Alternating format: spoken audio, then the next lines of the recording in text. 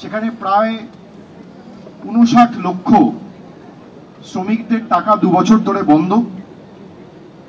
প্রায় 11,36,000 আবাস যোজনার তালিকাভুক্ত প্রকৃত প্রাপক, যাদের বাড়ির প্রয়োজন, মাথার উপর পাকা ছাদের প্রয়োজন, তাদের বিস্তারিত তালিকা পাঠানোর পরেও 2022 সালে ডিসেম্বর মাসে সে তালিকা রাজ্যের তরফ থেকে কেন্দ্রের কাছে গেছে এবং তারপরও এখনো পর্যন্ত টাকা তারা ছাড়েনি। কেননা আবাস প্রকল্পে 60% টাকা দেয় কেন্দ্র, 40% দেয় রাজ্য।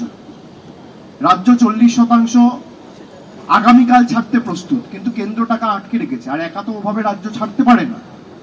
সুতরাং মমতা বন্দ্যোপাধ্যায় যেটা বলেছেন যে আমরা অনেক এদের কাছে, আমাদের কোনো অহংকার নেই, কোনো দম্ভ নেই, কোনো উদ্ধত্ত নেই, আমরা গেছি, মানুষের জন্য দরবার করেছি, মানুষের স্বার্থে যদি আমাদের কাছে আমাদেরকে মাথা নিচু করতে হয়েছে আমরা করেছি, কিন্তু কারোর দয়া দাক্ষিণ্যে বা তিনি টাকা দেবেন তারপরই বাংলার মানুষ খাবে, তার বাড়িতে জল পৌঁছাবে, তার কাছে লক্ষ্মীর ভান্ডার যাবে, তা তো নয়। এই যে 25,000 কোটি টাকা খরচা করে আমাদের রাজ্য সরকার লক্ষ্মীর ভান্ডার দিচ্ছে, এর মধ্যে 10 পয়সার অবদান কেন্দ্র সরকারের নেই।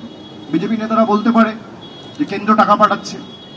আমি আপনাদের সামনে বলছি, যদি কোনো বিজেপি নেতা বলে যে এই 25,000 কোটি টাকা লক্ষ্মীর ভান্ডার মমতা বন্দ্যোপাধ্যায় দিচ্ছে, এখানে 10 পয়সার অবদান বিজেপির কেন্দ্রের সরকারের রয়েছে, বা এই যে 2800 কোটি টাকা খরচা করে 59 লক্ষ শ্রমিককে তার বকেয়া 2 বছরের পাওনা ফিরিয়ে দেওয়া হচ্ছে, তার মধ্যে 10 পয়সার অবদান যদি কেন্দ্র সরকারের থাকে, সরাসরি বিজেপির নেতাকে অনুরোধ করব যে আপনি চ্যানেল, সঞ্চালক, সময়, জায়গা ঠিক করুন, আমি যাব তথ্য নিয়ে।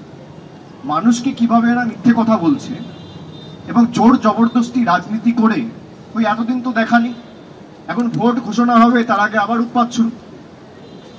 2 বছর কোথায় ছিলেন? 2021 তো নির্বাচন হয়েছে, 21 থেকে 22, 22 থেকে 23, 23 থেকে 24, প্রায় 2.5 বছর। কবার দেখা গেছে এদেরকে? আমরা তো সেই জন্যই বলি বহিরাগত, আমরা তো সেই জন্যই বলি বাংলা বিরোধী, আমরা তো সেই জন্য বলি অত্যাচারী, আমরা তো সেই জন্য বলি স্বৈরাচারী, ষড়যন্ত্রকারী, আমরা সেই জন্য বলি জনবিরোধী, আমরা সেই জন্য বলি জমিদার, আমরা সেই জন্য বলি বসন্তের কোকিল। সেই কারণেই ব্রিগেড ডাকা।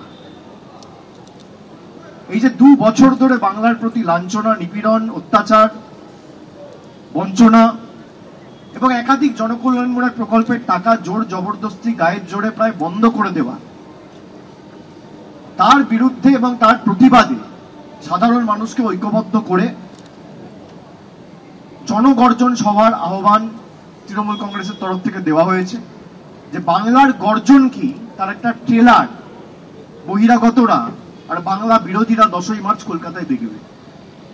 সিনেমাটা তো ভোটে দেখবে, ট্রেলারটা 10ই মার্চ দেখবে।